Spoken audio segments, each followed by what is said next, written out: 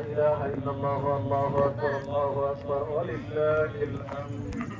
الحمد لله الذي جعل لكل أمة منسكا ليذكروا اسم الله على ما رزقكم من البهيمة الأنعام وعلمه التوحيد وأمر به الإسلام.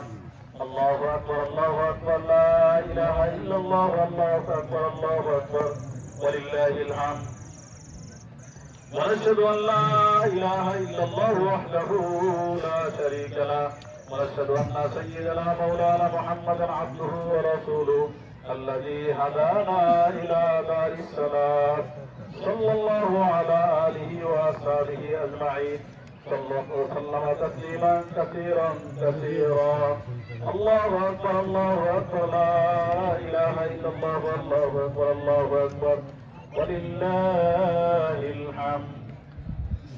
أما بعد فقد قال رسول الله صلى الله عليه وسلم ما عمل ابن آدم من عمل يوم النهر أحب إلى الله من إحراق الدم وإنه ليأتي يوم القيامة بطرورها وأسعارها وأزلافها وإن الدم لقاه من الله بمكان قبل أن يقبل أزمته نفسا بها نفسا.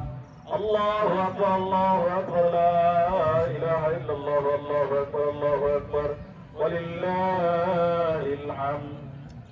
وقال رسول الله صلى الله عليه وسلم من وجد ساعة لا يزحي فلم يزحي فلا يحزرن مصلانا. عن ابن عمر رضي الله تعالى عنه قال رسول الله صلى الله عليه وسلم أقام رسول الله صلى الله عليه وسلم بالمدينة 10 سنين زحى.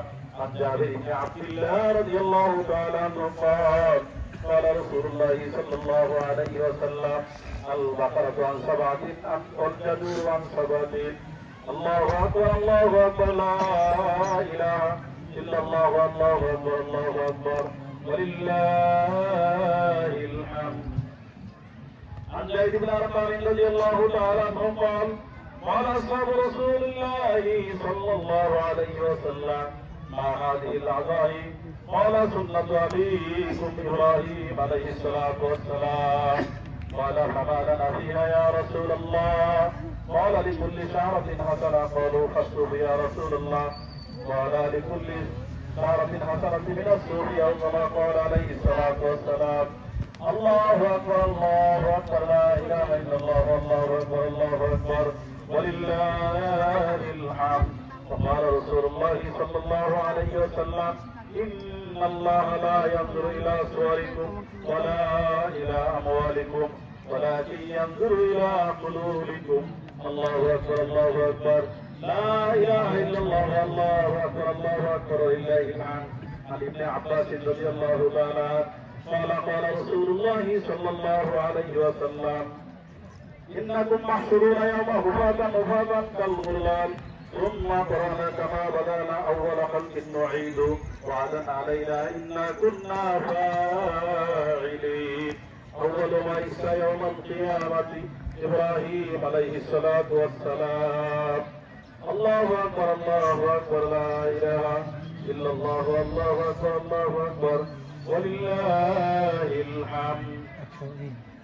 اللهم انصر من نصر دين محمد صلى الله عليه وسلم وجعلنا منهم. اللهم انصر من نصر دين محمد صلى الله عليه وسلم وجعلنا منهم. اللهم اخذل من خذل دين محمد صلى الله عليه وسلم ولا تجعلنا منهم.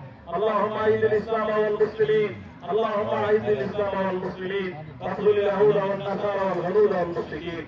يا شافي الامراض اشفي مرضانا. يا حلال المشكلات حل مشكلاتنا. يا رافع الدرجات ارفع درجاتنا. يا قاضي الحاجات اقضي لنا حاجتنا. يا مجيب الدعوات اجب دعوتنا. يا حي يا قيوم برحمتك نستغيث. يا اول الاولين يا اخر الاخرين يا ذو قوة